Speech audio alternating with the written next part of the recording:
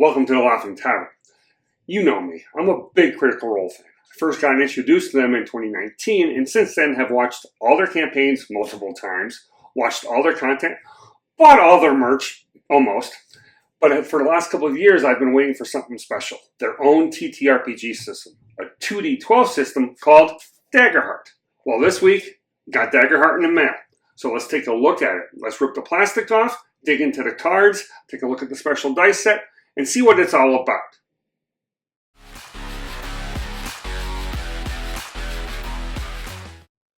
Just a quick note before we start. I'm only going to be covering the physical materials, the book, the cards, and this dice set that I got from criticalrole.com. If you want to learn how to make characters, how to play, how to be a GM, check out a new series by the folks at Critical Role called Get Your Sheet Together. They explain everything and it's hosted by Matt Mercer, of course. Also, Ginny D, Pointy Hat, and Phil from Bonus Action all have some amazing content they created this week for Daggerheart. Ginny D created a character sheet, of course. Pointy Hat dove into how to be a GM and how this compared to the beta test version. And Phil did an amazing interview with Matt Mercer and Spencer Stark, the creators of Daggerheart. So be sure to check those out. Links in the description. But first, let's start with the dice set. I ordered the dice in the book directly from Critical Role a couple weeks ago when it was released. Got them in the mail this week. Unfortunately for you, but fortunately for Critical Role, sales exceeded expectations. They're out of stock in the Critical Role stores. They should be back in stock by July. Until then, if you absolutely need one now, check out Amazon or your friendly local game store. They might have copies. Let's start with the dice set. The dice set is a standard dice set, but it has 2 D12s, one purple, one yellow, for hope and fear, of course. Let's take a look. Critical Role always does well-quality items. I love all their merch I've gotten so far. Let's see. Very easy to read the numbers. Look how big that D6 is, that 6 on the D6 is. Wonderful. So you won't be like Ashley Johnson and you can't read your dice. These are plastic dice. And there's a 1. So maybe I won't be rolling with these as a player or as a DM. Give these to one of my players. Very nice. Can't complain about the dice here. So let's put these back in the box and let's take a look at the core rule book and the cards. All right, so let's take the plastic off and see what we got here. All right, plastic is off. And there's a nice sleeve. These are the cards. We'll take a look at those in a second. Let's take a look at the book. Nice heavy book. Nice and big. Shiny. It has plastic on it too. Let's quickly remove that.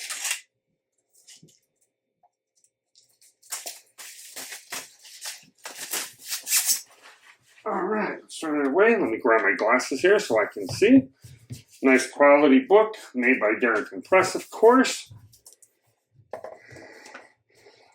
Pages are tabbed color-wise. I don't know if you can see that. These are different colors, so they probably line up with something in the index here. Nice quality, nice thicker pages. Wow, wonderful artwork. Amazing artwork. Take a look at the opening page right there. Just unbelievable. Beautiful. So they go in, they talk about, wow. It's got beautiful artwork plus sketches. So this is wonderful. All the different communities. We got the classes. There are 18 classes, I believe. 1, 2, 3, 4, 5, 6, 7, 8, 9. Sorry, 18 races, 9 classes. 3 classes match up with, all but 3 match up with D&D. Druid, Sorcerer, Rogue, Bard, Wizard, Ranger, and then 3 new ones. Warrior, Guardian, Seraph. Seraph is like Cleric Paladin. Guardian is kind of like a Paladin fighter, and a Warrior is, of course, a fighter. Different domains. Different subclasses. They do have instructions for how to run the game. They also have a cool thing called a campaign frame, which is not a campaign setting, but it's more of the idea of what your campaign will be like. Oh, something I wish all books had. Bookmarks. Purple and yellow to bookmark where you are. Oh, combat wheelchairs. Interesting. The different levels of play. Adversaries. There's some adversaries here. As of right now, they don't have like a bestiary or an adversary book, which if the sale showed it for just the core rule book bottom out of stock, I'm hoping that shows them that they should do a bestiary or some kind of adversary book in the future. This is nice. The pages are amazing. Easy to read. Nice index. You got some maps probably for their settings they use. Wow. Just give you a quick look at one of the maps here. So the maps are really well done. This is a great book. Yeah, there's the Age of Umbra campaign theme. Critical Role is running this right now on their channel. I've watched the session 0 for it, where they create the characters. Really helps to learn how to create characters. I definitely like the book. They have it organized very well. The campaign themes are after the adversaries. Very nice. Running a campaign. So there's a whole section on running a campaign here. Daggerheart, it's more narrative-driven and roleplay heavy than, say, D&D is. There is still combat, and you can probably get through combat more so theater to mind than using maps and minis, but you go with what works for you and your table. I'm probably always going to go with maps and minis for combat. From what I see here, this is really nice. Like I said, you can't go wrong with the bookmarks. Got equipment listings, maps and ranges. There's instructions for session 0 in here. So that is just awesome. Oh, you have the different races. You have artwork and sketches for them as well, so you can see what different versions of each one would look like. That's really cool. So you've got fawns and furballs. And said there's 18 races in here. Let's take a look at the contents. Yeah. Wow. Nice table of contents. Everything's grouped into preparing for the adventure, playing the adventure, running an adventure, adversaries and environments, campaign frames, and an appendix. So it's laid out very well, and it's laid out in such a way that it flows. Chapter 1 is preparing for the adventure. That's where they talk about your world overview, character creation, domains and classes, gives an example character. Chapter 2 is how to play. That's where all your mechanics are, the duality dice of hope and fear. Leveling up, equipment, loops, examples of play as well. Running the adventure, all your GM information is in Chapter 3. How to make GM rolls, calling for action rolls, how to use fear. Running a session, running a one-shot. Session 0 and safety tools. So it looks like they've really spelled it out really well in here.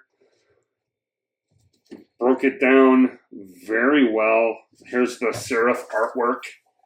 It is amazing. You can be a winged sentinel. So the book is what I would expect from Critical Role, but it also improves upon the issues we saw in, say, the 2014 D&D Player's Handbook. That was really hard to use. You had to bounce all over. It looks like these are tightly packed together and everything is organized where you would expect it to be. So, looking forward to diving deeper into this book. Like I said, wonderful, beautiful artwork. There's the cover without the plastic on it. Just beautiful. Well done.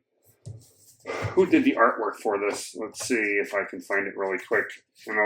Spencer Stark and Matt created it. Of course, Daggerheart and Darrington Press team. Yeah, I can't see it right now. I don't want to spend too much time. Artists, bunch of artists for the book, bunch of artists. So, also character sheets. You can get character sheets online. Character sheets are specialized to your classes, so that a lot of the information on it is tailored towards you. It's not a generic character sheet. Highly recommend you download those before you start. That way you can just jump right in and less questions during session 0 for each class. All right, with the book taken a look, let's take a look at the cards. Hi, a quick word from me, Advertiser Rich, before we continue. A while back, we partnered with W. Do you like energy drinks or drinks like Gatorade? Well, you need to check out what the folks at W are doing. W produces energy powders and rehydration powders. Their energy powders come with about 2 cups of coffee's worth of caffeine, jitter-free and sugar-free. And the rehydration powders are sugar-free as well. I love both products. I use them all the time now, and so do people in my party. The energy drinks keep us going, keep us hyper-focused, especially after working a 10-hour workday and then having to do a 4-hour D&D session. And the rehydration powders have been a godsend for me. I get dehydrated very easily, especially out in the heat like doing yard work. Well, one of these with their energy powder, this one specifically, their Pine Berry Splash, is amazing, keeps me going. I end up having 2 or 3 during yard work, but the key thing for me is I don't have a migraine the next day because I didn't get dehydrated. So, head on down to the link in the description, use the code It's a Mimic at checkout to get 10% off your order, and tell them Laughing Tavern sent you. Alright, let's take a look at the cards. They come in a nice case with a magnetic snap lid, which is awesome. All cases should come like that. The artwork on the box is amazing. Beautiful. Beautiful. Let's take a look at one of the first sets. So let's just open this up. Box is nice. You got six areas to hold the different domain, subclass, and class cards. So I already took some plastic off of one set. Just take a look. The cards are good quality. You get a couple for your class and your species. Your communities each have two cards. The artwork, like here's the fun grill, awesome little mushroom people, beautiful artwork on the class cards, and the communities, like here's the Seaborn. Just they dive deep into the theme for the cards. The artwork is just amazing. Not everybody likes the card-based games. I understand. Your table has a lot of space on it. You're worried about them getting ruined from drinks and beverages, and etc. You can easily transfer whatever's written on the card to the back of your character sheet or onto another piece or another notebook, so you can save the cards. I highly recommend doing that. During a beta test, you can print cards. I don't know if you can still do that with a final version.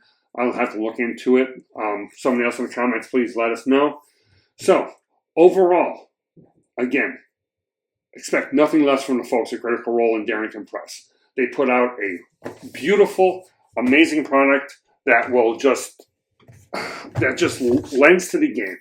Just makes it better when your core rule books are well organized, well written. Amazing artwork is just gravy. Can't go wrong with this. Get yourself a copy if you ever plan on playing it. Me and my group, we hope to run it relatively soon. We got to figure out who's going to run it and who's going to play in it. It is narrative heavy, as I've said before. Not as combat heavy, but it can be. It's up to you. So, grab a copy, sit down with your group, come up with your themes. Remember, in this one, the players help with the world building during Session 0. So, be sure to check out all the videos and the links. Head over to Critical Role or your friendly local game shops. Wow, nope, you can't get this at GameStop. So, head on over, get those, get yourself a copy, get it to the table. From everything I've seen, it is amazing. Check out the Critical Role Age of Umbra actual play going on right now on YouTube. Check them out. Talk to you later. Have a nice day.